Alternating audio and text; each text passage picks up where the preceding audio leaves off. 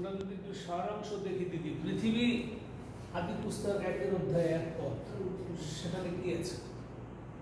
আদিতে ঈশ্বর আকাশমণ্ডল পৃথিবী সৃষ্টি করিলেন, দাঁড়ি, তারপরে ফাঁকা, তারপরে 2 পদ শুরু হইল।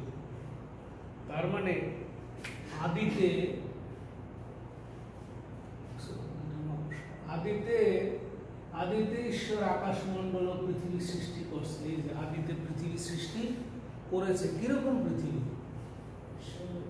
সম্পূর্ণ পারফেক্ট, সুন্দর সুন্দর পৃথিবী ছিল। এই জন্য বৈজ্ঞানিকরা যখন আলাপ করে তখন বলে যে ওরে বাবা, পৃথিবী তো কোটি কোটি বছরের পুরনো। হ্যাঁ, কোটি কোটি বছরের পুরনো, কিন্তু আদম হওয়ার পৃথিবী তো অল্প সময়। এই পৃথিবী সুন্দর ছিল। যখনই শয়তানকে উপর থেকে ফেলে দেওয়া হইল, তখন এই পৃথিবী ওই যে অন্ধকার জলধির উপরে ঈশ্বরের আত্মা অবস্থিতি করিতেছে। সেটা কখন? এটা ভালো পৃথিবী। এই যে এরকম পৃথিবী, ঘোর ও অন্ধকার ও শূন্য, এই যে সেই পৃথিবী। কারণ লুসিফারকে যখন ফেলে দেওয়া হইল, তখন 3 ভাগের 1 ভাগ স্বর্গদূত শুদ্ধ ফেলে দেওয়া হয়। বিশাল ব্যাপার। অন্ধকার নেমে আসে। তাদের সঙ্গে যে আলো ছিল, যে তারকারাজি ছিল, সেগুলির আলো আর নাই। লুসিফারের আলো বিস্তৃত। লুসিফারকে এত সুন্দর করে তৈরি করা হয়েছে আলো দিয়ে, এত জ্যোতি দিয়ে, এত সুন্দর করে, সেগুলি সব নিভে গেল। তখন ঈশ্বর আবার এই পৃথিবীকে সুন্দর করে সাজাই। আমরা বলি 6 দিনে সৃষ্টি করবো, এটা বলি না? 6 দিনের সৃষ্টি বলি না আমরা? এই যে আবার সাজাইলো সুন্দর, সাজাইয়া এখানে আদম এবং হওয়াকে এখানে ছেড়ে দিল। এই যে আদম হওয়া এখানে এসে গেল।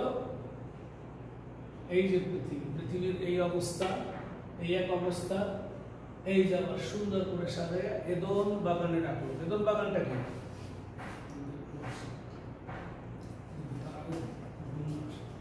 এদন বাগানটা কি? এদন বাগানটাই তো একটা পরম দেশের মতো। তখন পবিত্র ছিল না, সবকিছু সুন্দর ছিল, তাদের কোনো আহার লাগতো না, খাবারের জন্য মাথার ঘাম পায়ে ফেলতে হতো না। তো এই যে হলো সেই পৃথিবী। এখন যখনই তারা অন্যায় করলো, তখন কি আসলো? তারা কি হইল? ঈশ্বরকে অবিশ্বাস করছে। সরাসরি ঈশ্বর বলছে এই গাছের ফল খেও না, আর সব কিছু তোমার জন্য ফ্রি। অদ্ভুত পৃথিবী। কোনো অপারেশন লাগে না, ডাক্তার লাগে না, কোনো কিচ্ছু নাই সেখানে।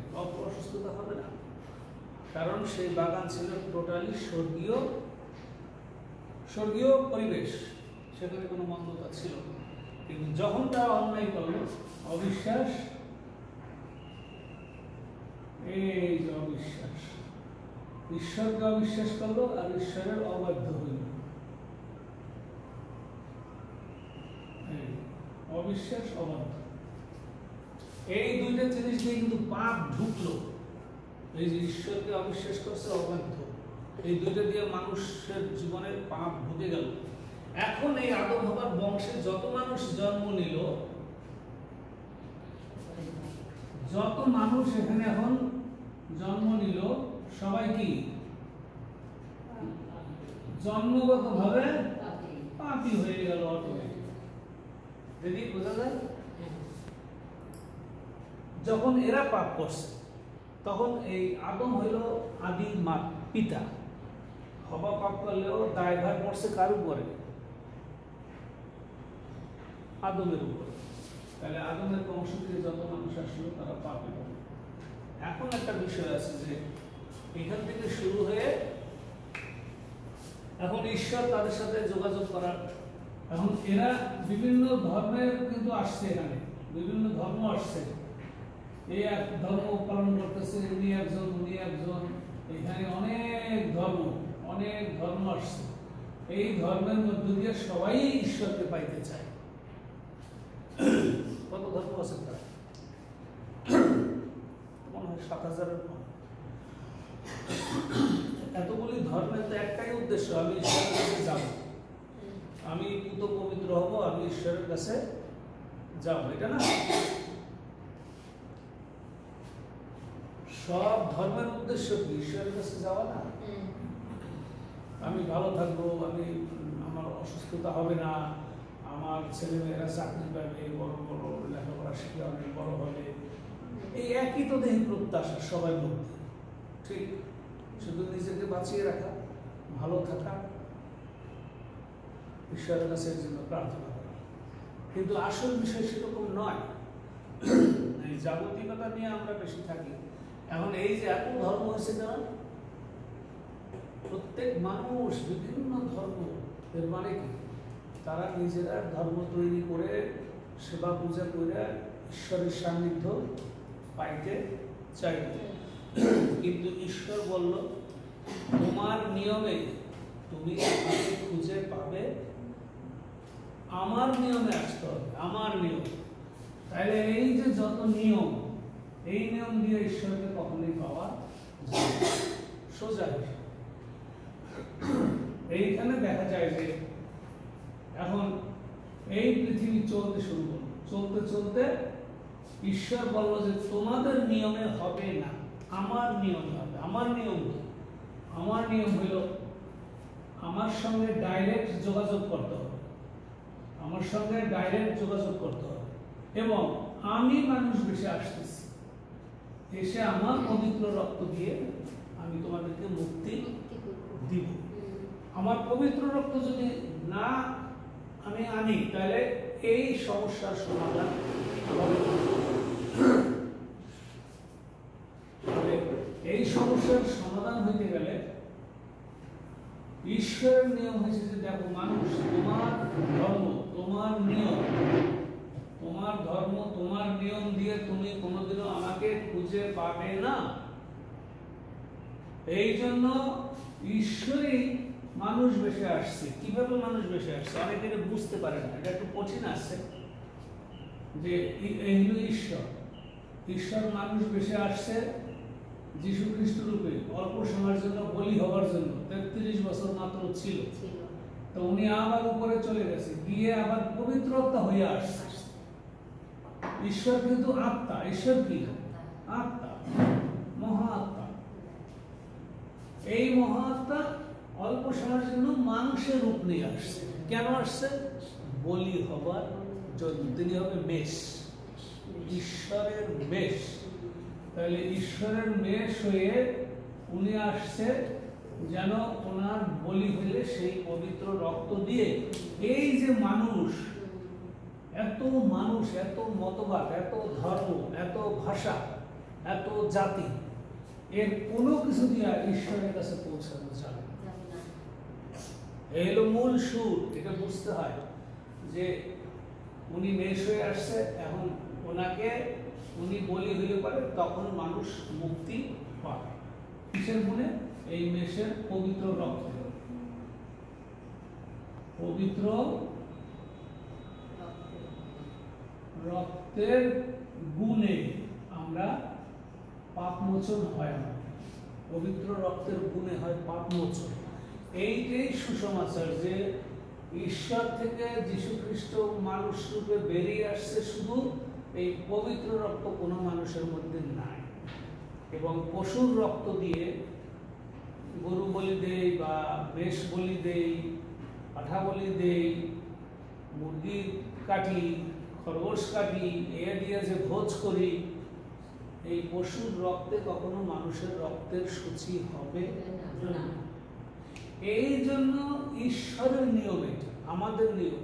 ঈশ্বর বলছে আমি মানুষ রূপে আসবো, আমার পবিত্র রক্তে বলি হবে, এবং আমি মানুষদেরকে শিখাবো যে আমি ঈশ্বর, আমি সবকিছু করি, আমি সবকিছু তৈরি করি, আমি সবকিছু নিয়ন্ত্রণ করি, আমি সমস্ত সৃষ্টিকে সুরক্ষা দেই। ঠিক আছে? এটা মানুষকে ঈশ্বর বারবার বোঝাবার চেষ্টা করছে, কিন্তু মানুষ তার নিজের চেষ্টায় ঈশ্বরকে পাওয়ার জন্য নানা ধর্ম তৈরি হয়েছে, এবং এই নানা ধর্ম দিয়ে, বর্ণ দিয়ে কখনোই ঈশ্বরকে পাওয়া যাবে না। এক কথা, এটা হল নিয়ম। কিন্তু মানুষ সেটা মানতে চায় না। মনে করে আমার অনেক বুদ্ধি আছে, আমি এইটা করবো, আমি ওইটা করবো, আমি টাঙ্গারি পোজ দেবো, আমি বিশাল মন্দির করবো, বিশাল গির্জা করবো, বিশাল মসজিদ করবো, এই সব করে করে তারা বিখ্যাত হইতে চায় জনগণের কাছে, কিন্তু ঈশ্বর এটা গ্রহণ করে। এইখানেই হলো সমস্যা। মানুষ তো নিজের শক্তি আছে, টাকা পয়সা আছে, কোম্পানি আছে, অনেক কিছু আছে আমার, তা আমি আবার কার ভরসা করবো, আমি এই তো 100। এই যে মানুষের যে গর্ব এবং ভুল চিন্তা, এই চিন্তার কারণে মানুষ নরকে ভরতেছে। নরক, সব নরক। তুমি যে পবিত্রতার রক্তের গুণে তুমি পাইলে না, কিন্তু মারা গেলে পরে তুমি কোথায় যাও? তোমার তো মৃত্যুর কোনো হাত নাই। তোমার তুমি যতই বড়াই করো না কেন, মৃত্যুর তো তোমার কোনো হাত নাই। মৃত্যুর পরে কোথায় তোমার আত্মা যাবে, এখানে তো তোমার কোনো হাত নাই, কিচ্ছু তুমি করতে পারো। তাহলে এইখানে পাপ নিয়ে যারা মারা যায় তারা মাটির নিচে যায়, মাটির নিচে চলে, নরকে চলে। আর এই ঈশ্বরের কাছে যারা সারেন্ডার করে, ওনারা মারা যাওয়ার পরে সরাসরি এই যে ঈশ্বরের গৃহের মধ্যে প্রবেশ করে। এখন এই হলো পুরাতন নিয়ম। আদম হাওয়া থেকে যীশু খ্রিস্ট পর্যন্ত কত বছর? লাভলি 4000 বছর। আদম হাওয়া থেকে যীশু খ্রিস্ট আসা পর্যন্ত পৃথিবীর বয়স কত? মাত্র 4000 বছর। আদম হাওয়ার পৃথিবী, ঠিক আছে? আদম হাওয়ার তৈরি থেকে আমরা গণনা করি, প্রথম মানুষ থেকে আমরা যদি গণনা করি, তাহলে আদম হাওয়া থেকে যীশু পর্যন্ত হইল 4000 বছর। এইটা হইল 0 পয়েন্ট। সামনে এখন হবে, এখন যীশু খ্রিস্ট থেকে শুরু করে আমরা এখন আছি কত? 2024 আছি আমরা। এখানে গেল 2000 বছর, এখানে 4000 বছর, 6000 বছর। এখন পৃথিবীর বয়স কিন্তু আদম হাওয়ার পৃথিবীর বয়স হলো 6000 বছর। এখন 6024 হয়ে গেছে, এখনো ধ্বংস হয় নাই, কিন্তু হবে খুব তাড়াতাড়ি। এই যে সন্নিকট বলছে অনন্তকালের কাছে এই 5000 6000 বছর এখনো বছরই না, এটা কোনো সময়ই না, ভীষণ কঠিন। এখন পুরো বাইবেলের বিষয়টা কত সহজ। এটা পুরাতন নিয়ম।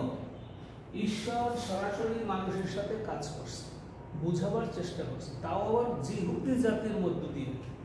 জিহুদি, মেইনলি জিহুদি জাতি, এই জিহুদি জাতির মধ্য দিয়ে ঈশ্বর কাজ করছে। আর আমরা সবাই হলো পরজাতি। জাতি হলো দুইটা পৃথিবীতে। জিহুদি জাতি হলো ঈশ্বরের মনোনীত জাতি, আর বাকি সব মানুষ হলো অজিহুদি, মানে পর জাতি। ঈশ্বরের জাতি মানে কি? এর কেউ ধ্বংস করতে পারবে না। এই যে এখন ডেইলি যুদ্ধ হয়, প্রত্যেক দিন আপনি খালি যুদ্ধের সংবাদ শুনেন, মনে হয় যেন এক্ষুনি ইসরায়েল রেখারে গলায় মেরে ফেলা। আসলে পারবে হবে না, কারণ ঈশ্বরের মনোনীত জাতি। আরো অনেক কাজ বাকি আছে, তারপরে দেখা যাবে কি হয়। এখন এই তো পুরো বাইবেল, পুরাতন নিয়ম। যিশু এসে পবিত্র রক্ত দিয়ে গেছে, এখন বলছে যদি তুমি আমাকে বিশ্বাস না করো, আমাকে গ্রহণ না করো, আমি তোমাকে স্বর্গরাজ্যে নিতে পারবো না। পরিষ্কার বলো। যোহন 1:12 তুমি যদি আমাকে গ্রহণ না করো, আমাকে বিশ্বাস না করো, আমি দুঃখিত, আমি তোমাকে ঈশ্বরের সন্তান করতে পারবো না, তুমি স্বর্গে যাইতে পারবা না। এখন বাইবেল অনুসারে আর কি কি কাজ বাকি আছে? এখানে যীশু খ্রিস্ট নিজের শিষ্যদের নিয়ে এসে একটা দল করছে, কত মানুষ, তার ভিতরে নিচে কয়জন? মাত্র 12 জন না? 12 জন। এই জন্য বেশি লোকের কোনো দরকার নেই, বিশ্বস্ত লোক অল্প হবে সবসময়। মেলায় যাবে লক্ষ লক্ষ মানুষ, কিন্তু বাইবেলের শিক্ষার জন্য আসবে 2 জন, 1 জন, 3 জন। এর বেশি আসবে না, আশা করবেন না, হবে না। যেখানেই গল্প আছে, নানা ধরনের মন ভোলানো বিষয়বস্তু আছে, সেখানে মানুষ দৌড়ে যাবে। কিন্তু ঈশ্বরের বাক্যের কাছে মানুষ সহসা আসবে না, কারণ মন্দ আত্মা ভিতরে কাজ করতেছে। মন্দ আত্মা আমাদেরকে সরাইয়ে নিয়ে যায়, ভালো জায়গা থেকে সরাইয়ে নিয়ে যায়, এটা জানতে হবে।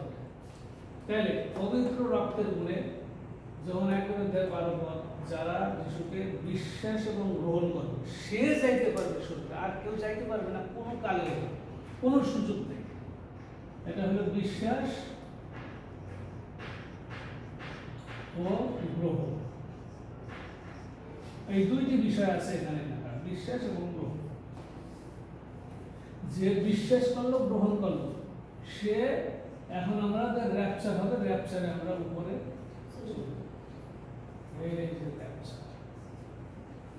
আর কিছু কিছু মানুষ বলে কি, ভাই র্যাপচার আবার কি জিনিস, র্যাপচার তো বাইবেলে নাই। তা বাইবেলে তো ট্রিনিটিও নাই, পিতা পুত্র পবিত্র আত্মা, এটাকে যে ট্রিনিটি বলে, তৃতীয়বাদ, এটা কি কোথাও লেখা রয়েছে? নাই। তা আমরা কেন বলি? তার মানে কি 3-এ 1, 1-এর ভিতরে 3, পিতা পুত্র পবিত্র আত্মা, 3 ভাবে ঈশ্বর কাজ করে। যেমন জল তরল হইলে বলি ধরলাম পানি বা জল, আবার জল যদি শক্ত হয় বলি বরফ, আবার জল যদি বায়বীয় হয় তাহলে বলি বাষ্প। তাহলে একই জল 3টা রূপে না, এটা বুঝাবার জন্য আর কি। ঈশ্বর ওই রকম এক ঈশ্বর 3 ভাবে কাজ করে। এখন এই পৃথিবীর সময়কাল এখন নাই। এখন এই যীশু খ্রিস্ট যাবার আগে শিষ্যদের কাছে এই কথাগুলি বলেছেন, প্রভু আপনি তো বললেন এই জগৎটা শেষ হয়ে যাবে, কিছুই থাকবে না, সব ভেঙে যাবে, সূর্য থাকবে না, চন্দ্র থাকবে না, এই আকাশমণ্ডল থাকবে না, পৃথিবী পুরে গলে ভস্ম হয়ে যাবে। কখন হবে, কিভাবে হবে, কখন হবে, এটা একটা প্রশ্ন। এই যে সেই সময় এখন ঘনিয়ে আসছে, এই জন্য আমরা বলি র্যাপচার। র্যাপচার মানে কি? র্যাপচার মানে হলো তুলে নেওয়ার ঘটনা, তুলে নেবার ঘটনা। আর র্যাপচার কথাটা হলো ল্যাটিন ভাষায়, বুঝা যাচ্ছে? ল্যাটিন ভাষায় বলা হয় হারপাজো। হারপাজো মানে হলো বিপদের আগে তোমাকে উপরে তুলে নেওয়া। বিপদের আগে এই ঘর আমরা এখন, এই ঘরটা ভাঙবে, এখন ডিনামাইট দিয়ে ফাটাই দেবে, তার আগে মানুষগুলো বলবে না যদি সরে যাও, বের হও তাড়াতাড়ি। তাহলে বিপদের আগে মানুষগুলিকে সরাই নেওয়া। যেমন সদম গমরা, যে এই দেশটাকে ঈশ্বর বলছে এখানে এত সুন্দর শহর, কিন্তু সব মানুষ এত ভ্রষ্ট হয়ে গেছে, অন্যায় করে, ক্লাবে যাবে, মদ খাবে না, নগ্ন ডান্স দেবে, এত পাপে একটা জর্জরিত, কিন্তু খুব সুন্দর শহর, ঝকঝকা, সবকিছু সুন্দর, কিন্তু সমস্ত মানুষ পাপে পতিত হয়েছে। এখন বলছে আমি এই জায়গাটুকু পুরাই দেবো, রাখবো না। তখন লোটের স্ত্রীকে, লোটের পরিবারকে বলছে কি, শিগগির তোমরা এখান থেকে বেরিয়ে যাও। স্বর্গীয় দূত আইসা বলছে তোমার এই এক পরিবার শুধু রক্ষা পাবে এই এত সুন্দর শহরে, ইরানের মধ্যে, সেটা ঠিক আছে, এত সুন্দর শহরের মধ্যে শুধু তোমার পরিবার রক্ষা পাবে, কিন্তু তুমি যদি এই সীমানা থেকে না বের হও, আমরা পোড়াইয়া দিতে পারতেছি না, তুমি তাড়াতাড়ি বের হও। তখন বলে এখন আমি কত দূর যাবো, কোথায় যাবো? হ্যাঁ, তা আমার ও যে দূরে, এটা বাইরে দূরে ছোট্ট একটু শহরের মতন আছে, আমি ওইখানে যাই, ওই জায়গাটা তোমরা পোড়াইও। বা ঠিক আছে, তুমি তাড়াতাড়ি যাও। তো যখনই সে সীমানা পার হয়ে এদিকে আসলো, উপর থেকে আগুন বৃষ্টি, সেইটা কিন্তু এই পৃথিবীতে এখন সে জায়গা মরুভূমির মতন হয়ে বসে আছে, সেখানে আর কোনো উন্নয়ন হয় না। তাইলে পোড়াইয়া দেওয়ার আগে এই যে বের করে নিল কারে, ঈশ্বরের মনোনীত লোকদের। ঠিক আছে, এটাকে বলা হয় র্যাপচার। এখন এই ঘটনার অপেক্ষায় আমরা আছি, যে কোনো সময় এই ঘটনা ঘটবে। এখন পৃথিবী বিপদের মধ্যে ঢুকবে। এখানে এই যে যিশু সেই কথা বলছে যে দেখো, এই তোমাদেরকে আমি তুলে নেওয়ার পরে পৃথিবী একেবারে স্তব্ধ হয়ে যাবে, নীরব হয়ে যাবে। এত বড় ঘটনা, নীরব হয়ে যাবে, পৃথিবী স্তম্ভিত হয়ে যাবে। হইলটা কি? কবর ফেটে গেল, জীবিত লোক এখানে 10 জন ছিল, 2 জন নাই, সব উপরে চলে গেল। এত বড় ঘটনা, এই ঘটনায় পৃথিবী স্তব্ধ হয়ে যাবে। তারপরে শুরু হবে নতুন আর একটা যুগ, মাত্র 7 বছর। এই হলো আসল যাত্রা। কিন্তু এইখানে সমস্ত এই যে বিশ্বাসী লোকদেরকে উপরে নিয়ে গেছে, তাহলে বিশ্বাসী লোকরা কি এখানে থাকলো না? বোঝা গেছে? এই জিনিসটি আমাদের শিখতে হবে যে সমস্ত বিশ্বাসী লোকদেরকে নিয়ে গিয়ে এখন এইখানে অভিশাপ ছেড়ে দেওয়া হবে। এই হলো আপনার প্রকাশিত বাক্য। বুঝতে পারছেন প্রকাশিত বাক্য কাকে বলে? এই যে প্রকাশিত বাক্যের ঘটনা। কিন্তু এই তুলে নেওয়ার ঘটনা হলো প্রকাশিত বাক্য 1 থেকে 3 অধ্যায় পর্যন্ত। প্রকাশিত বাক্যের 1 থেকে 3 অধ্যায় পর্যন্ত হলো মণ্ডলীর বিষয়। 19 বার যিশু নিজে বলছে, 19 বার মণ্ডলী। এক মণ্ডলী, 7 মণ্ডলী, 7 চরিত্র। শেষের মণ্ডলী ভয়ানক। এই যে আমরা শেষের মণ্ডলীতে এখন বর্তমানে আছি, এই জন্য আপনার কোনো দিন যে গিয়ে ভালো লাগবে না। আপনি দেখবেন পালকও আকাম কুকাম করতেছে, তা সেই পুরোহিত হয়ে যদি আকাম কুকাম করবে, মিথ্যা কথা বলতেছে, হিংসায় জ্বলে বইলে মরতেছে, আপনি যাকে পালক বলেন, যাজক বলেন, যা আপনি ভালো করে, মানে আমাদের তো কোনো শত্রু নেই, কিন্তু আপনি নিরপেক্ষভাবে পর্যবেক্ষণ করেন, সে মানুষকে কি সত্যিকারে ভালোবাসে? সে কি কোনো মানুষকে আসলে আদর করে ভালোবেসে বলছে? বা সে কি কখনো এরকম ভাবে বলছে যে বাবা তুমি এই পথে থাকলে স্বর্গে যাইতে পারবে? এরকম ভাবে কি নিরিবিলি কোনো শিক্ষা কোনোদিন দিছে? এই যে 3 অধ্যায় পর্যন্ত এটা প্রকাশিত বাক্য শুরু হয়েছে, এই 3 অধ্যায় পর্যন্ত 7টা মণ্ডলীর কথা বলা হয়েছে। 7টা মণ্ডলী হলো 7টা যুগ। শুরু হয়েছে কোথা থেকে? এইখান থেকে শুরু হয়েছে, যিশু থেকে। উইলিয়াম ক্যারি আসছে কখন? ফিলাডেলফিয়া মণ্ডলী, 6 নম্বর মণ্ডলী থেকে। 6 নম্বর মণ্ডলী হলো আদর্শ মণ্ডলী।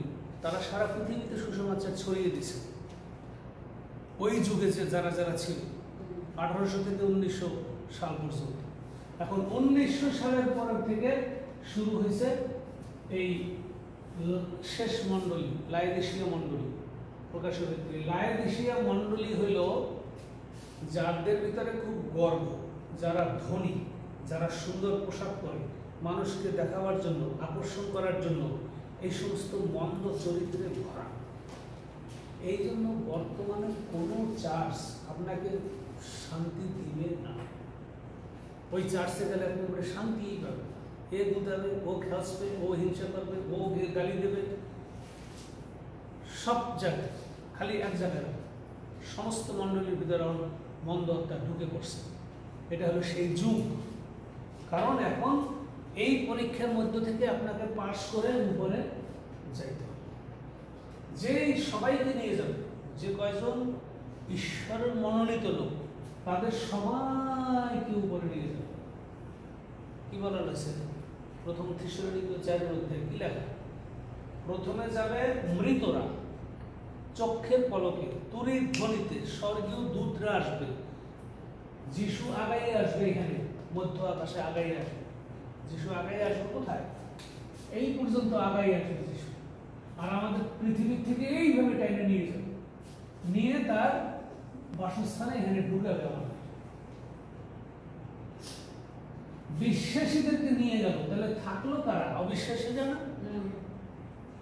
এই যে আপনার প্রকাশিত বাক্য, এই যে অবিশ্বাসীর যুগ, এখানে কোনো বিশ্বাসী লোক নাই, কোনো মণ্ডলী নাই, কোনো চার্চ নাই, কোনো বাইবেলের শিক্ষা খুঁজে পাবেন না।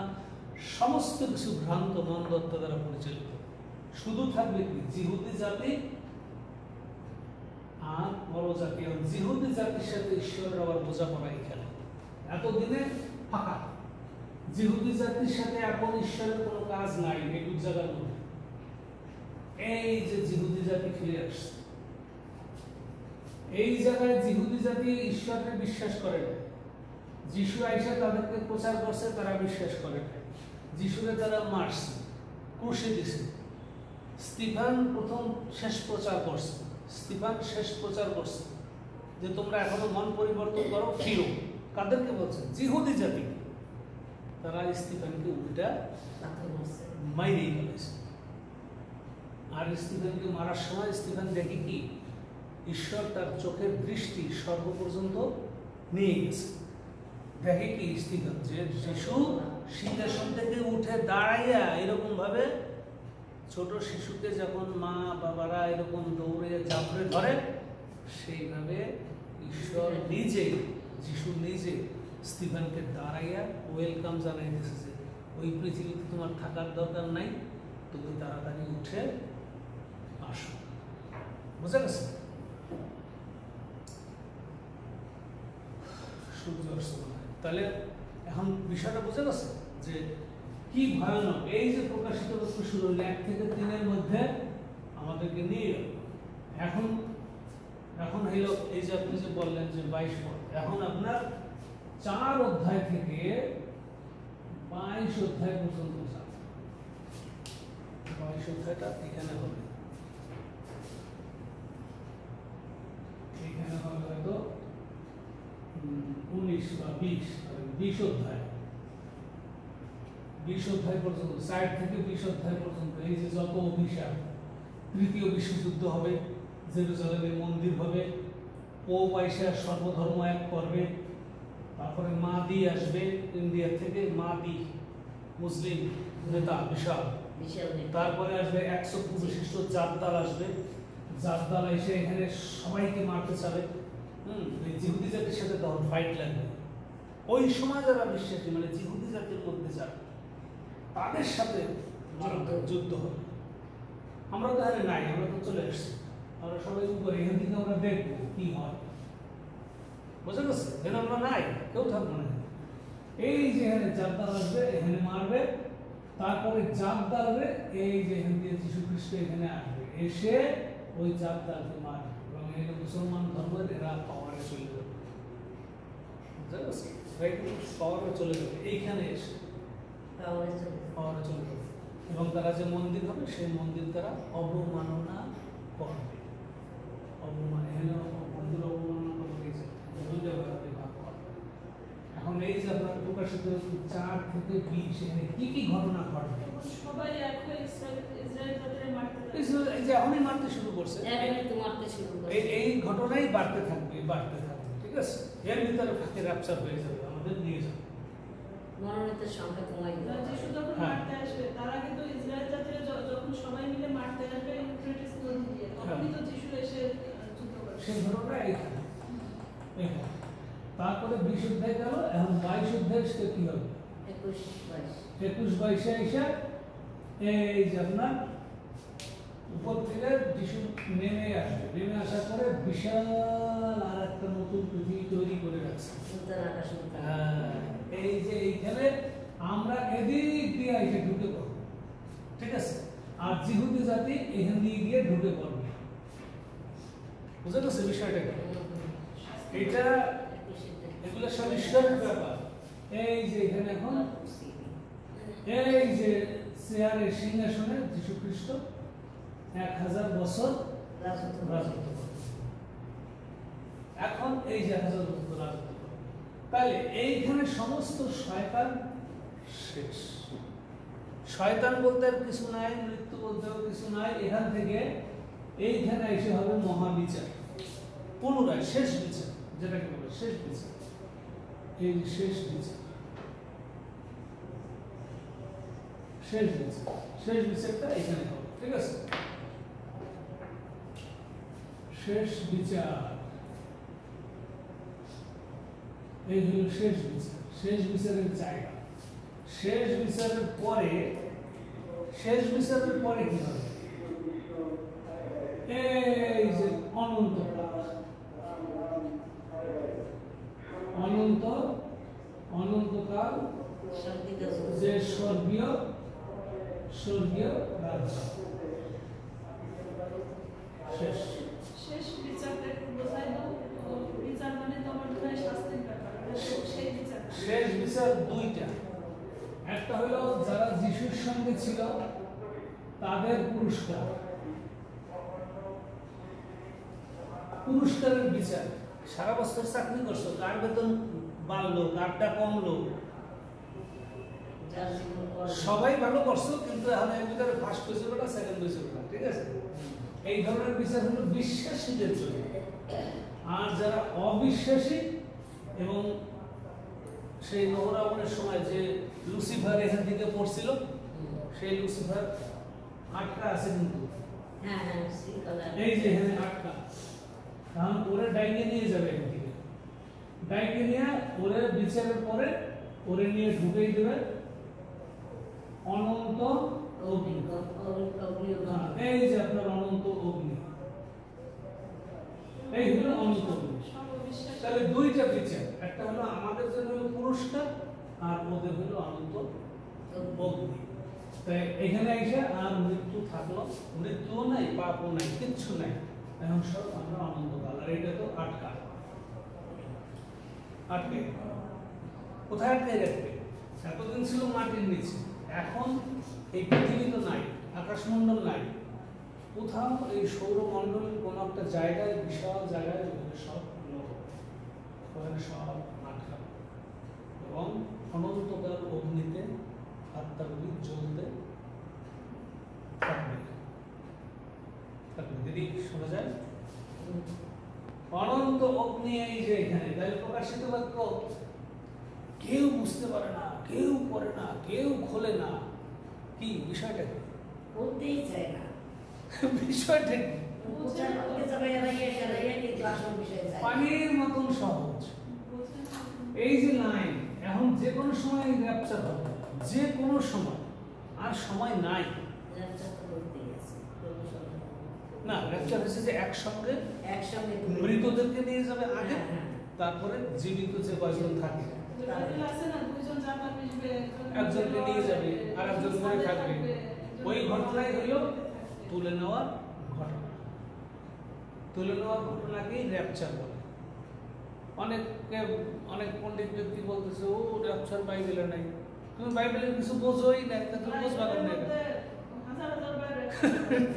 তুলে নেওয়ার ঘটনাকেই র্যাপচার বলে, ঠিক আছে?